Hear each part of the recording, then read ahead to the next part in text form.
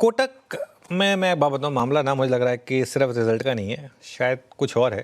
थोड़ा स्पेकुलेट नहीं करेंगे इस पर, लेकिन कोटक महिंद्रा बैंक 2.25% नीचे। वैसे खैर आज सुबह लग रहा था कि गिरेगा स्टॉक, क्योंकि नंबर्स थोड़े से फीके थे और हालांकि पहले भी गिरा था, लेकिन फिर भी गिरा स्टॉक। चलिए काम करते हैं, अब हमारा पैनल तैयार है और शुरुआत करते हैं ट्रेड्स की। आप सभी को गुड आफ्टरनून। शिल्पा जी बताइए, क्या ट्रेड रहेगी इस समय आपकी? Good afternoon everyone. मेरा अभी के लिए लॉन्ग साइड में ट्रेड रहेगा पीएनबी पे।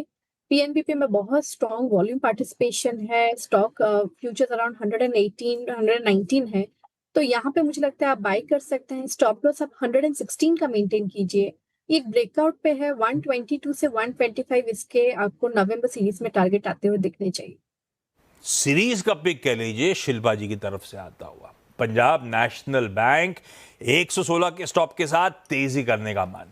गाबा सर, गुड आफ्टरनून। रडार पे क्या? बिल्कुल, गुड आफ्टरनून टू यू सभी पैनलिस्ट को भी गुड आफ्टरनून। स्टॉक का नाम है अशोक लेलैंड। सुबह इसका जिक्र किया था, ये स्पॉट किया था अनुज ने। टेक ट्रेड करा है 140 रुपीज 65 पैसे पर। स्टॉप लगाएंगे करीब 139.50 का, ज्यादा नहीं, सिर्फ 2 रुपए का है। टारगेट होगा 145। जब 145 चला जाएगा तो न्यू हाई बन जाएगा। और हमने सुबह भी बात किया था 150 तक का लक्ष्य होना चाहिए, लेकिन ये न्यू हाई बन जाएगा क्योंकि ऑल टाइम हाई 144.50 है।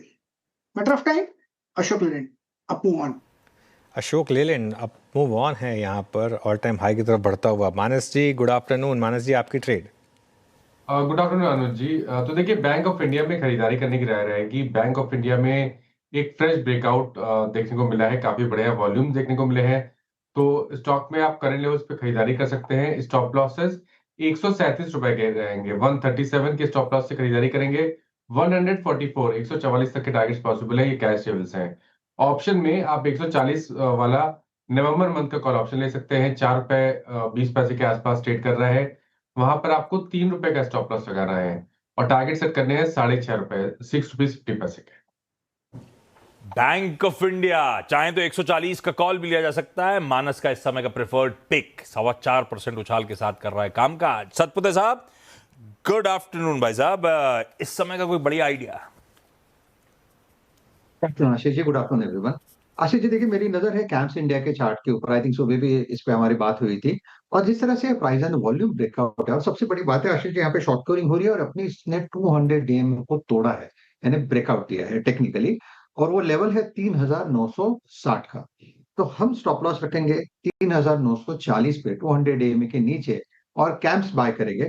इसका जो स्विंग का टारगेट होगा वो रहेगा करीबन 4050 से लेके 4100। Camps India by. Okay, camps में बाय करेंगे राजेश जी। सोमिल के पास चलते हैं। Somil good afternoon. सोमिल आपके पिक? Good afternoon. मेरी पिक होगी आईआरसीटीसी पर। रेलवे स्टॉक्स बहुत अच्छे लग रहे हैं। आईआरसीटीसी में एक कंसोलिडेशन हो रहा है exactly about 20 and 40 daily moving average. मैं समझता हूँ ये कंसोलिडेशन ऊपर की तरफ टूटेगा। मैं प्रीएम्प्ट कर रहा हूँ ये। स्टॉप लॉस लगेगा 710 पर और टारगेट होगा 745 पर।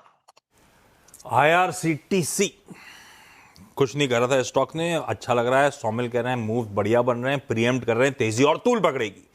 रखिए रडार में भाई इस काउंटर को भी। आज के ट्रेडिंग आइडियाज हो गए, रिकैप बाद में। पहले चला जाए अब शरद अवस्थी साहब के पास, कोलकाता। शरद जी कोई बढ़िया सा फंडामेंटल आइडिया? Good afternoon. हमें लगता है टीवीएस सप्लाई एक बढ़िया आइडिया हो सकता है इन लेवल्स पे। कंपनी लॉजिस्टिक्स में एक डोमिनेंट पोजीशन रखती है। लगभग 7% देश का जो हिस्सा है लॉजिस्टिक्स सेगमेंट में वो उनके पास है। इसके अलावा हमें लगता है जिस टाइप से वो जो न्यू मल्टी ईयर कॉन्ट्रैक्ट्स का रेन्यूअल है, लगभग 5300 करोड़ की एक अपॉर्चुनिटी है।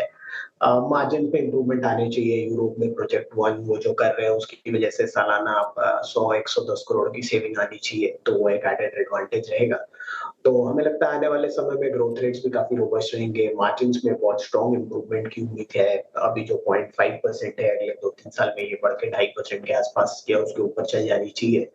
और रेवेन्यू पैट में भी काफी बढ़िया इंप्रूवमेंट होनी चाहिए अगले 2-3 साल में। लगभग यहाँ से 4-5 गुना, 6 गुना, 5 से 6 गुना बढ़ जाना चाहिए।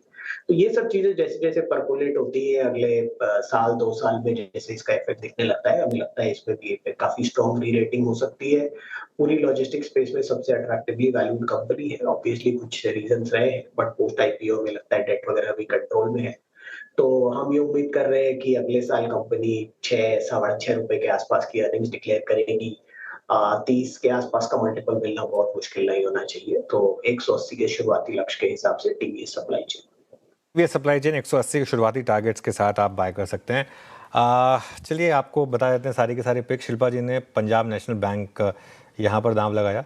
इसके बाद गावर सर ने अशोक लेलैंड पिक किया। अशोक लेलैंड में शानदार मोमेंटम है, ऑल टाइम हाई के करीब है। सुबह भी हमने डिस्कस किया था अशोक लेलैंड। मानस जी ने पिक किया bank of India. Bank of India उनकी पिक है PSU बैंक यूनिवर्स में, यहाँ पर शानदार मोमेंटम है। इसके बाद हमने पिक ली राजेश सातपुते जी से। राजेश जी ने बेट लगाया था कैम्स पर। उसके बाद सौमिल ने IRCTC इस पर बेट लगाया और TVS सप्लाई अभी अभी आपने शरद जी से सुना।